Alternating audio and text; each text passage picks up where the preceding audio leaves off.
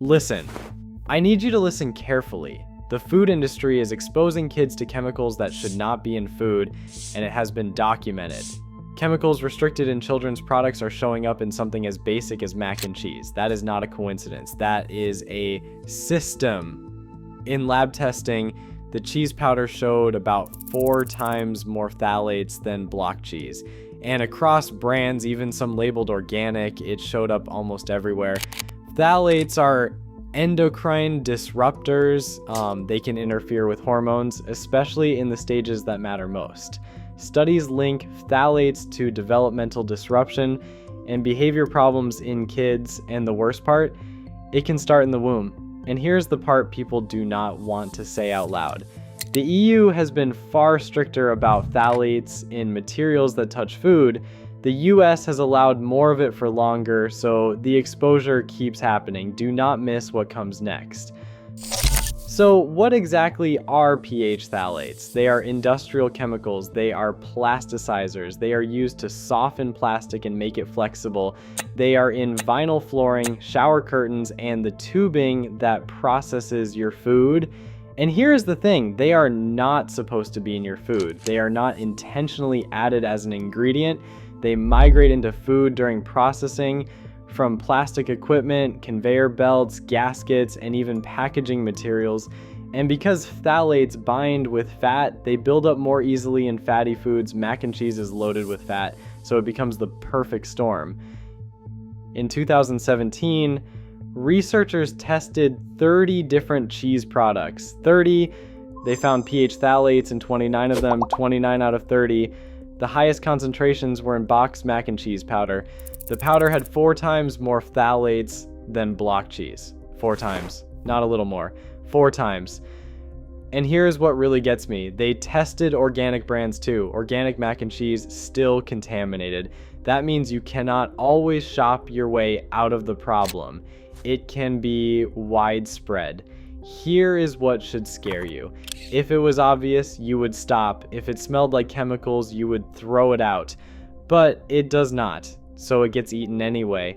When something invisible shows up across brands, it is not a one-off, it is a pipeline problem. A contamination pathway that stays in place because nobody is forced to fix it. What you are looking at is not a scary ingredient, it is contamination that rides along with modern food production. And it ends up in kids' food because kids' food is processed, powdered, and packaged. Now you might be thinking, okay, but how much damage can a little bit of phthalates really do? It is measured in parts per billion, right? How bad can that be? Here's the problem. Hormones work at extremely tiny levels. Endocrine disruptors do not need to outnumber hormones to interfere.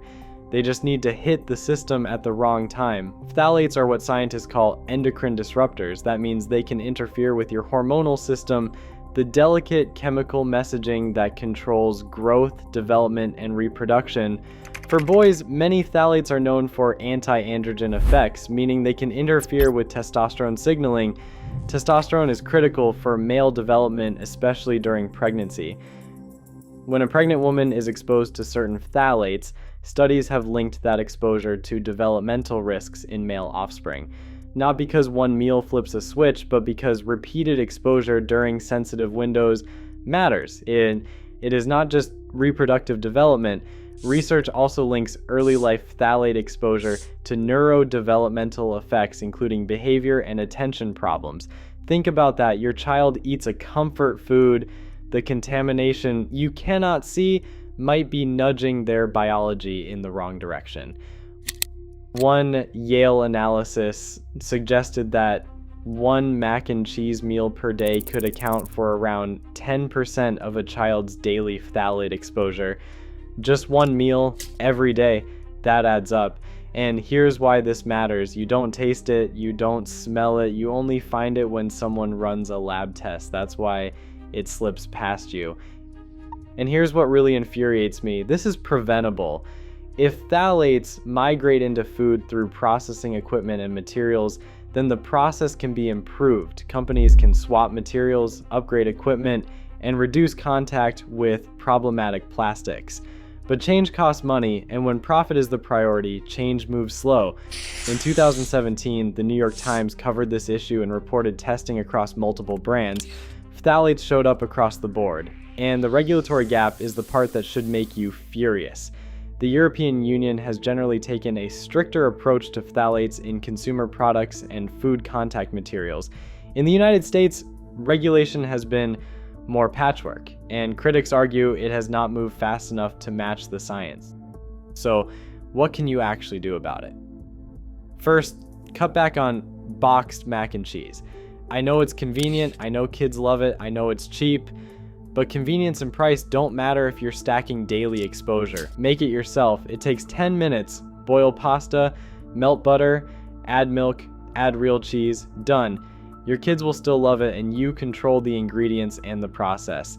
Second, reduce processed foods in general, especially fatty, heavily processed foods. pH phthalates have been found in multiple processed food categories. The more industrial the food, the more chances for plastic contact. Eat more whole foods, fresh fruits, fresh vegetables, real cheese, real meat, things that don't sit in a box for months. Third, clean your floors frequently. pH phthalates can accumulate in household dust. Vacuuming and wet dusting helps reduce exposure. Fourth, avoid plastic storage containers when you can. Use glass, stainless steel, ceramic. Keep hot food away from plastic in particular. And fifth, talk about it. Share this video, tell friends, tell family, tell people who feed kids every day. Because the fastest way systems change is when consumers make it expensive not to. If enough people stop buying the same products, companies move. Not overnight, but faster than they ever admit. This is not a theory. This is documented reporting and scientific concern from major institutions, and your kids deserve better than invisible chemicals in their comfort food. So what are you going to do? Keep treating this like it's normal, or make one change this week and cut the exposure? The choice is yours, but now you know. If this shocked you, subscribe, because there are more products like this, more chemicals hiding in plain sight, and I'm gonna keep showing you the science and the system behind it. Share this video, tell someone who needs to hear it, and most importantly, stop eating plastic contamination like it's normal. Thanks for watching. I'll see you in the next one.